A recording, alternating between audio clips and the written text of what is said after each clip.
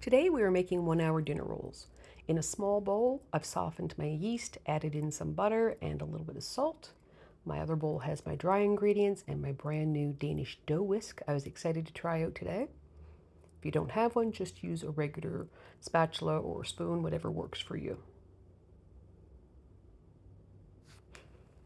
So just keep working the dough, gradually incorporating the flour as best you can. I never put all of my flour in at once because bread dough is a little finicky sometimes. Sometimes you need a little less flour, sometimes you need a little bit more. So it's one of those things you play around with, and I'll show you that in a minute. So I'm just working the dough around, getting the flour in as best as I can. And then I'm going to dump it out onto the counter, and we're going to start working the dough. So form it into a ball, and then you kind of use your fingertips and a little bit of your heel. So it's kind of a push and pull method. So I kind of flatten the dough a little bit, roll a piece up, and then push it with the heel of my palm of my hand. You're not pushing too hard, but you're not too light either. It's got to be a fairly decent amount of pressure. And you'll know if your dough starts acting weird that you need to either ease up a little bit or go a little harder. It's all a learning curve. Now you see me just flatten that dough out. I wanted to see what it felt like. And I know it's not ready yet.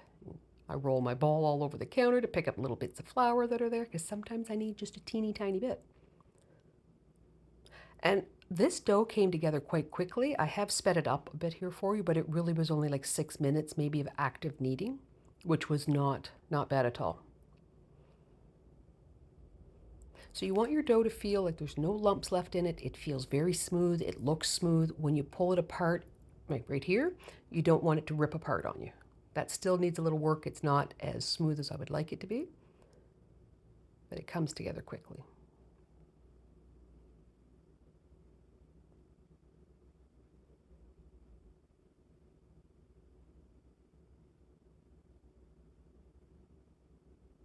It's a great arm workout. So I'm going to cover it with a towel and leave it there for about 20 minutes. You could also put this in a greased bowl and set it somewhere warm. Bench scraper comes in handy there. A little more flour because I don't want my dough sticking. I'm going to cut it into 12 pieces.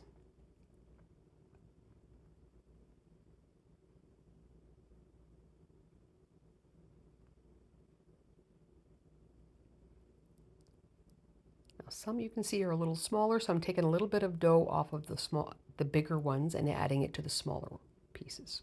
I want them all a consistent size. If you have a scale, feel free to weigh them out. That's what I do at work. But for today, I'm just kind of eyeballing it. Now you'll see I've slowed this down a bit so you can see me rolling the ball. I put the ball in my hand and you just kind of keep pulling it up so the part that's against my palm gets nice and smooth. The bottom doesn't look very pretty, but that's okay. This is just your first shaping. Oh, there's hubby checking out the dinner roll situation. Then he realized I was recording and left the room. Haha. These were so easy to make, and the dough was a very nice, soft dough.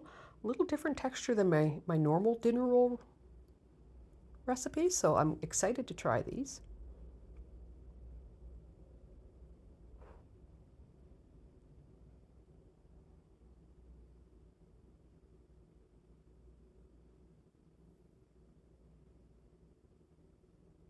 Now, you could make these as big or as small as you wanted. I just went with 12 because that's what the recipe had suggested.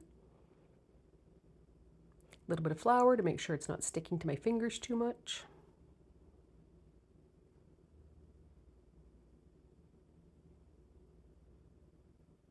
I find kneading dough very relaxing, and shaping bread dough is very relaxing. Some people might not, but I do. So the next step we're going to do after this is just your first shape. I'm going to clean the counter up a little bit here and get rid of all the excess flour because I don't want too much there now because I need the balls to stick to the counter a tiny bit. So I put my hand down and my fingertips are touching the counter. I have a slight pressure on the top of my hand on the dough ball, but not too much. And then I'm just rolling my hand in circles, and that dough ball under my hand rolls around and it gives it a very nice shape.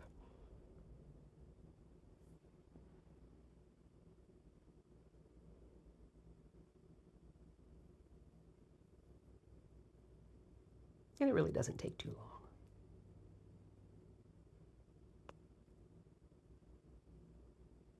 And then I'm going to get a lightly greased casserole dish or baking dish. I had to use my cast iron one because I don't have a regular 9x13 dish.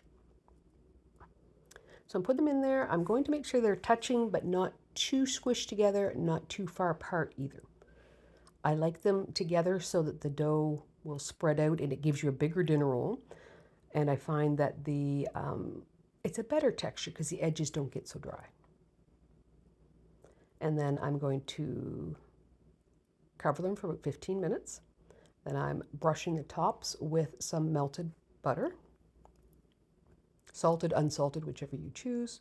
If it's unsalted, make sure you sprinkle a little salt on it after because that will make them taste a lot better. And then I'm going to cover the pan with a little bit of saran wrap. And again, I'm obsessive about making sure they're lined up nicely because that's just me. I'm going to cover the pan with some saran wrap and a towel and let it sit for another 20 minutes as my oven heats up.